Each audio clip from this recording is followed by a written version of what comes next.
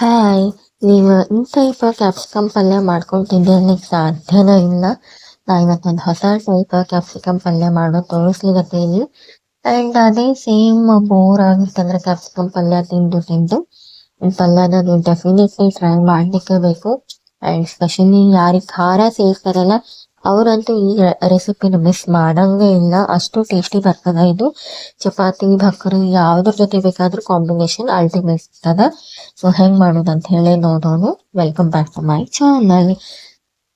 ಈ ಕ್ಯಾಪ್ಸಿಕಮ್ ಪಲ್ಯ ಮಾಡಲಿಕ್ಕೆ ನಾ ಇಲ್ಲಿ ಜವಾರಿ ಡಬ್ಬು ಮೆಣಸಿನ್ಕಾಯಿ ತಗೊಂಡೇನಿ.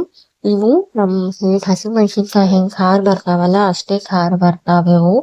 ಸೊ ಅದಕ್ಕೆ ಮೊದ್ಲಿಕ್ಕೆ ಇದ್ರ ಒಳಗಿನ ಎಲ್ಲ ಬೀಜನ ನಾವು ತಕೊಂಡು ಸಪರೇಟ್ ಮಾಡ್ಕೋಣ ಅಂತ. ಸಣ್ಣ ಸಣ್ಣ ಇರ್ತಾವ, ಸ್ವಲ್ಪ ನೋಡ್ಕೊಂಡು ಮ್ಯಾಲಿನ ಚಿಪ್ಪಿದು ಕಟ್ ಮಾಡ್ಕೊಂಡು ಚಾಕುಲೆ ಅಥವಾ ಕೈಲೆ ಎರಡರಲ್ಲೇನು ಒಳಗಿಂದ ಬೀಜ ನೀವು ಸಪರೇಟ್ ಮಾಡ್ಕೊಂಡು ಬಟ್ಲೆದ್ ಗತೆ ನೀವು ರೆಡಿ ಮಾಡ್ಕೋರಿ. ಸೊ ನಾ ಇಲ್ಲಿ ಒಂದು ಹೆಂಗೆ ಮಾಡೋದು ಅಂತ ಹೇಳಿ ತೋರಿಸ್ತೀನಿ. ಇದೇ ಟೈಪ್ ನಾ ಇಲ್ಲಿ ಎಲ್ಲ ಮಾಡ್ಕೊಂಡು ಇಟ್ಕೊಂಡೇನಿ. ನೆಕ್ಸ್ಟ್ ಇದಕ್ಕೆ ನಾವು ಸ್ಟಫಿಂಗ್ ಮಾಡೋಣ ಅಂತ. ಆ್ಯಂಡ್ ಇಲ್ಲಿ ನಾನು ಕ್ಯಾಪ್ಸಿಕಮ್ನ ಸ್ಟಫ್ ಮಾಡಿ ಸ್ಟೀಮ್ ಮಾಡ್ಕೊಂಡೇನಿ. ಎಣ್ಣೆ ಒಳಗೆ ಹಾಕಿ ಪಲ್ಯ ಮಾಡಿಲ್ಲ ಡೈರೆಕ್ಟ್. ನಾ ಇಲ್ಲಿ ಮೊದ್ಲಿಕ್ಕೆ ನಾ ಇಲ್ಲಿ ಸ್ಟೀಮ್ ಮಾಡ್ಕೊಂಡೇನಿ. ಸೊ ಅದಕ್ಕೆ ಬರೋಬ್ಬರಿ ನಾ ಇಲ್ಲಿ 6 ಚಮಚ ಕಡಲೆ ಹಿಟ್ಟು ತಗೊಂಡೇನಿ. ಅದಕ್ಕೆ ಸ್ವಲ್ಪ ಜೀರಿಗೆ ಹಾಕೊಂಡೇನಿ, 1 ಚಮಚ ಅಚ್ಚ ಖಾರದ ಪುಡಿ, ಆಮೇಲೆ ಸ್ವಲ್ಪ ರುಚಿಗೆ ತಕ್ಕಷ್ಟು ಉಪ್ಪು ಹಾಕೊಂಡು ಎಲ್ಲ ನೀಟಾಗಿ ಮಿಕ್ಸ್ ಮಾಡ್ಕೊಂಡು ಆದಿಂದ ಇದಕ್ಕೆ ಸ್ವಲ್ಪ ನೀರು ಹಾಕೊಂಡು ನಾವು ಕಲಿಸ್ಕೊಂಡು ಒಮ್ಮೆ ಬಹಳಷ್ಟು ನೀರು ಹಾಕೊಂಡು ಸ್ಲೋಯಿ ಕನ್ಸಿಸ್ಟೆನ್ಸಿ ಮಾಡ್ಕೊಳ್ಳಿಗತ್ತಿಲ್ಲ. ಇಲ್ಲಿ ಸ್ವಲ್ಪ ಥಿಕ್, ಈ ಕಡೆ ಪೂರ್ತಿ ಥಿಕ್ಕೂ ಅಲ್ಲ, ಈ ಕಡೆ ಪೂರ್ತಿ ಸ್ಲೋಯಿನೂ ಅಲ್ಲ, ಹಂಗೆ ಮೀಡಿಯಂ ಕನ್ಸಿಸ್ಟೆನ್ಸಿ ಒಳಗೆ ನಾವಿಲ್ಲಿ ಕಡಲೆ ಹಿಟ್ಟನ್ನು ರೆಡಿ ಮಾಡ್ಕೊಳ್ಬೇಕು. ಹಿಂಗಾಗಿ ಇಲ್ಲಿ ಸ್ವಲ್ಪ ನೀರು ಹಾಕೋಬೇಕು. ಆ್ಯಂಡ್ ನಾ ಇಲ್ಲಿ ಒಂದು ವಾಟ್ಕದೊಳಗೆ 3 ಸಲ ಸ್ವಲ್ಪ ನೀರು ಹಾಕೊಂಡೀನಿ, ಅರ್ಧ ವಾಟ್ಕ ಹಂಗೆ ಅವಳಸೀನಿ. ಸೊ ಇಷ್ಟು ಕನ್ಸಿಸ್ಟೆನ್ಸಿ ಅಂತಂದ್ರೆ ಸಾಕು. ಇನ್ನು ನೆಕ್ಸ್ಟ್ ಏನು ಬಟ್ಲ ಮಾಡಿಟ್ಕೊಂಡೇವಲ್ಲ ಡಬ್ಬು ಮೆಣಸಿನ್ಕಾಯಿ, ಅದ್ರೊಳಗೆ ಸ್ವಲ್ಪನ ಸ್ಟಫ್ ಮಾಡ್ಕೊತಾ ಹೋಗ್ಬೇಕು ಹಿಂಗೆ.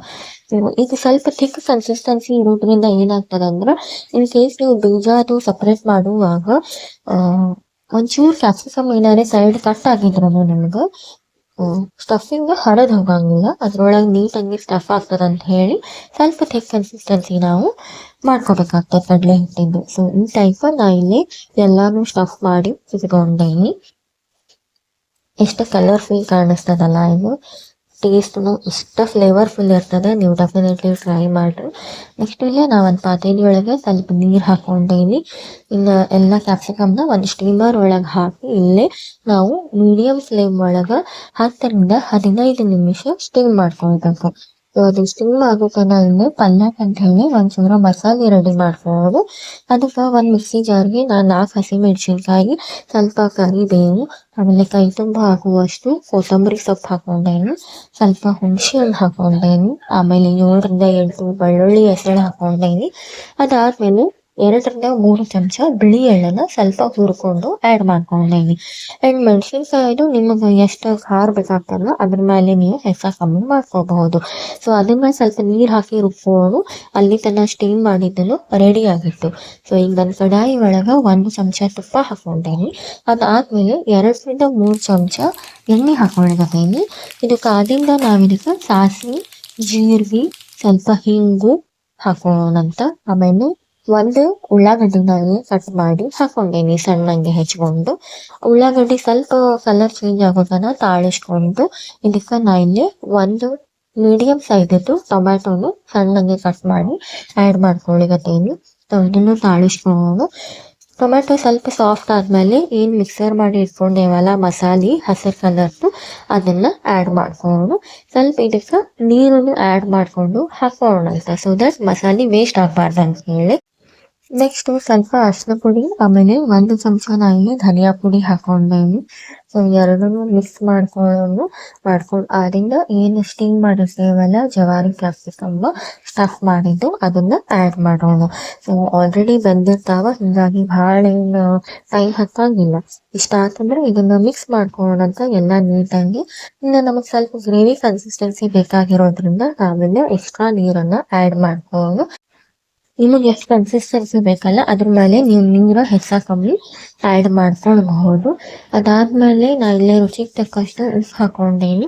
ಆಮೇಲೆ 1 ಚಮಚ ಬೆಲ್ಲ ಆ್ಯಡ್ ಮಾಡ್ಕೊಂಡೇನಿ.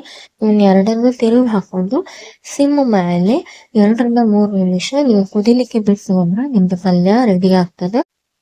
ಅದ ಸೇಮ್ ಟೈಪ್ ಕ್ಯಾಪ್ಸಿಕಮ್ ಪಲ್ಯ ತಿಂದು ನಿಮಗೆ ಬೋರ್ ಆಗಿತ್ತಂದ್ರೆ ಈ ಟೈಪ್ ಜವಾರಿ ಕ್ಯಾಪ್ಸಿಕಮ್ ಅನ್ನು ಗ್ರೇವಿ ಮಾಡ್ಕೊಂಡು ತಿನ್ರಿ. ಅಗದಿ ಫ್ಲೇವರ್ಫುಲ್, ಅಗದಿ ಟೇಸ್ಟಿ ಇರ್ತದೆ. ಒಂದು ಸಲ ಈ ಟೈಪ್ ಗ್ರೇವಿನ ಟ್ರೈ ಮಾಡಿ ನೋಡ್ರಿ, ನಿಮಗೆ ಖಂಡಿತ ಲೈಕ್ ಆಗ್ತದೆ. ಆ್ಯಂಡ್ ಯಾರೆಲ್ಲ ಸಬ್ಸ್ಕ್ರೈಬ್ ಮಾಡ್ಕೊಳ್ಳಲ್ದ ನೋಡ್ಲಿಕ್ಕತ್ತೀರಿ ಪ್ಲೀಸ್ ಸಬ್ಸ್ಕ್ರೈಬ್ ಮಾಡ್ಕೊಳ್ಳಿ. ಈ ರೆಸಿಪಿನ ಸೇವ್ ಮಾಡ್ಕೊಳ್ಳೋದು ಮರಿಬೇಡ್ರಿ, ಶೇರ್ ಮಾಡೋದು ಮರಿಬೇಡ್ರಿ.